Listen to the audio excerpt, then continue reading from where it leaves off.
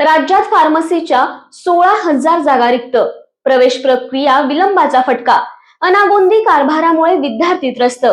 राज्यातील 12वी परीक्षेच्या निकालानंतर जून जुलैमध्ये औषध निर्माणशास्त्र अभ्यासक्रम म्हणजेच फार्मसी शाखेचे प्रथम वर्षाचे प्रवेश प्रक्रिया सुरू होणे अपेक्षित असताना या विभागातील अनागोंदी कारभारामुळे ही प्रवेश प्रक्रिया सुमारे 6 महिने लांबली।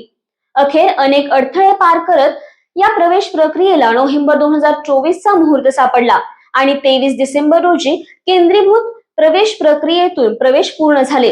प्रवेश प्रक्रियेत सातत्याने विलंब होत असल्याने या शाखेमध्ये प्रवेश घेण्यास उत्सुक असणाऱ्या असंख्य विद्यार्थ्यांनी अन्य शाखेकडे प्रवेश घेतले। परिणामी शैक्षणिक वर्ष 2024-25 मध्ये राज्यातील फार्मसी महाविद्यालयांमध्ये 16,000हून अधिक जागा रिक्तच राहिल्या आहेत। औषध निर्माणशास्त्र शाखेची शिखर संस्था फार्मसी काउन्सिल ऑफ इंडिया नवी दिल्ली आणि राज्य सामायिक कक्ष यांच्यामधील विसंवाद आणि समन्वयाच्या अभावामुळे राज्यातील औषध निर्माणशास्त्र शाखेतील पदवी, पदविका आणि पदव्युत्तर अभ्यासक्रमाचे प्रवेश रखडल्याने बी फार्मसीकडे विद्यार्थ्यांनी पाठ फिरवली आहे। मानवी जीवनाच्या आरोग्याशी निगडीत असणाऱ्या या अभ्यासक्रमाकडे तरी संबंधित यंत्रणेने अधिक जागरूकता दाखवणे गरजेचे होते, असे नाराजीचा सूर राज्यामध्ये उमटू लागला आहे।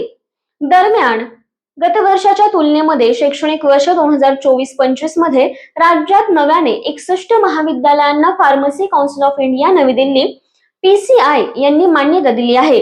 त्यामुळे 8,000 प्रथम वर्षाच्या प्रवेश संख्येमध्ये वाढ झाली आहे। परिणामी राज्यातील अनेक महाविद्यालयातील प्रवेश निम्म्यावर आल्याने संस्था चालकांपुढे गंभीर आर्थिक प्रश्न उभे राहिले आहेत।